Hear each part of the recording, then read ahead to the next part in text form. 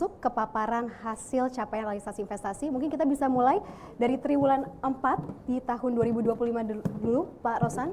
Di sini kita bisa lihat untuk resumenya, ini bisa kita lihat ini angkanya meningkat ya Pak ya, baik dari triwulan sebelumnya maupun dari year on year sebelumnya. Ya, memang sekarang mungkin kita mulainya dengan triwulan keempat dulu ya, Mbak Sarah ya. Nanti baru kita lihat the whole year-nya dari Januari sampai Desember.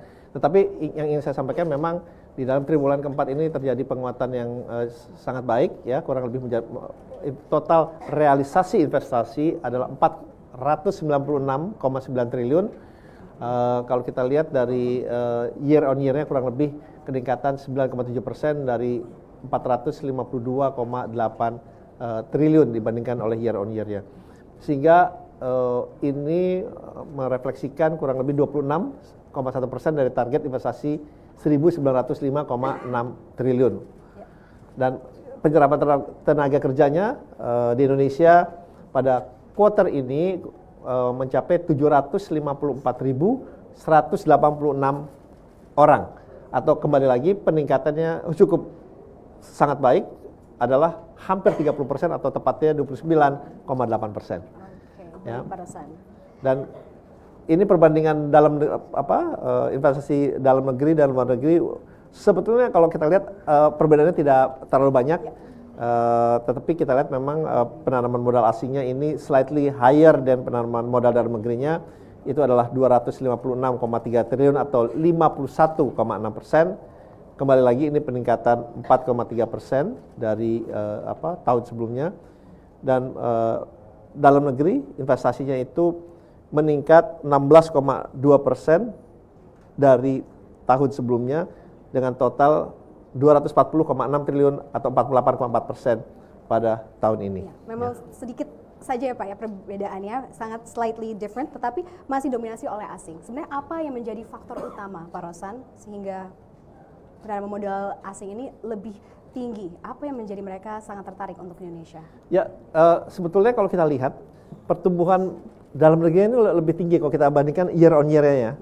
Asingnya memang meningkatnya 4,3%, tapi kalau kita lihat dalam negerinya 16,2% gitu.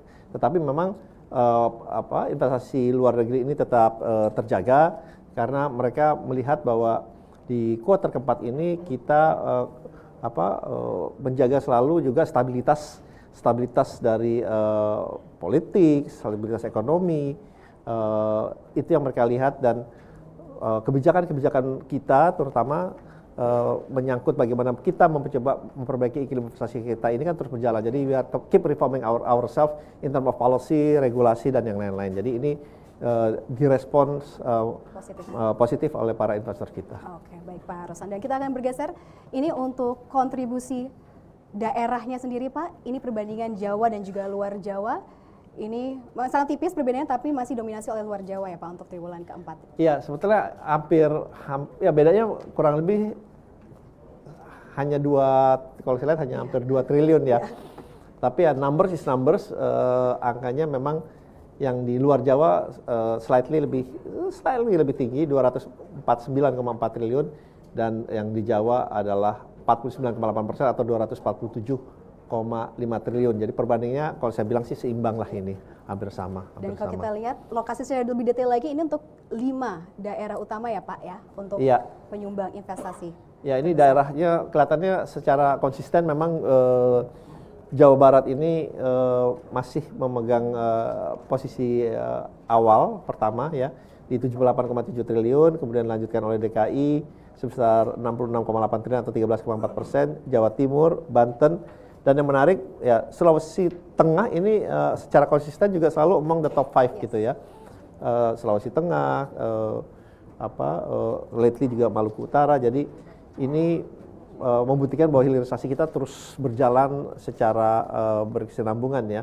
Dan nanti kita bisa lihat lagi breakdown angkanya di secara 1 tahun ke depan. Untuk kontribusi Jawa Barat sendiri mungkin bisa dielaborasi Pak, apa saja menjadi penggerak atau?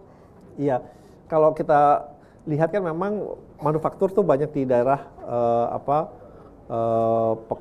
dari utaranya Jawa Barat. Jadi itu yang membuat mereka investasinya masuk. Ya, terutama di Kritikal aja, Pak, ya. Ada. sektor-sektornya nih kita breakdown sampai daerahnya kita lihat memang Kerawang, ini kan manufaktur di situ banyak sekali, Bekasi, Subang, Purwakarta itu memang deretannya mereka kan ya. Dan ini kebanyakan dia ada di industri kertas dan percetakan, kawasan industri memang kita ketahui banyak sekali kawasan industri yang berjalan di situ, dan industri kendaraan bermotor juga ini investasi yang masuk, manufakturnya sedang berjalan. Ada 2 yang saya ingat, satu masih berjalan dari Vietnam dan juga dari China. Itu sedang berjalan manufakturnya. Dan terus tumbuh ya Pak Rosan. Ya. Baik, kita geser lagi Pak, ini dari daerah kita akan lihat top sektor penyumbang investasi atau realisasi investasi di triwulan keempat. Ini didominasi oleh industri logam dasar, barang logam, bukan mesin dan peralatan.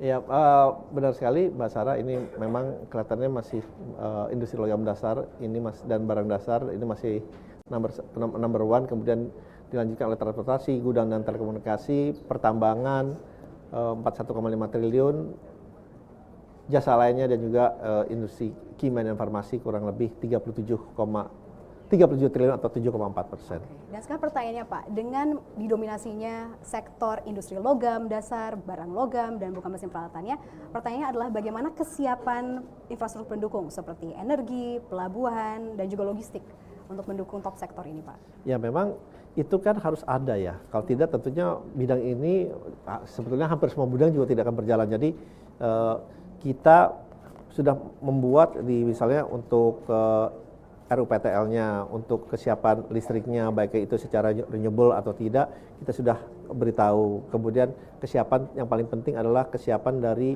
sumber daya manusianya. Jadi kan biasanya pada saat mereka bangun, ini kan butuh waktu mungkin 1,5-2 tahun bahkan lebih. Nah dalam jangka waktu itu kita pastikan sumber daya manusianya itu siap pakai. Jadi kita sudah didik, kita skills yang kita sesuaikan, kita tingkatkan sehingga pada saat nanti mereka dibutuhkan, itu mereka sudah benar-benar siap dan bisa berkontribusi langsung. Oke, jadi kita harapkan itu bisa secepatnya terjadi. Ya. Ya. Baik Pak Rosan, ini bisa kita lihat selanjutnya untuk negara-negara penyumbang realisasi investasi terbesar. Ini bisa kita lihat top 5, masih dominasi Singapura, tetapi ini Jepang berhasil masuk ke posisi kelima ya Pak ya, yang sebelumnya Amerika Serikat. Ya, Mbak Sarah masih ingat rupanya. Iya. Ini memang secara konsisten Singapura ini lebih dari 10 ya, udah 10 tahun terakhir lebih memang selalu konsisten di nomor 1 dengan 4,8 miliar dolar atau 30,1%, 4,8 miliar dolar. Dan yang kedua ini adalah emang kita masih memisahkan Hong Kong dengan RRT. Kalau kita gabung 2 ini, angkanya pasti melewati yang Singapura ya. Kalau kita gabung ini kan, kalau kita gabung angkanya menjadi 5,5 miliar dolar. 5 miliar dolar. Kita lihat di Hong Kong itu 3,4 miliar dolar. Kemudian di Tiongkok investasinya 2,1 miliar dolar. Malaysia ini juga investasinya 1,7 miliar dolar atau 10,9%, dan Jepang. Jadi Jepang ini itu kalau kita lihat tuh bolak-balik dengan US atau dengan Korea. Nah ini biasanya ganti-gantian gitu, dan sebetulnya juga dengan Malaysia.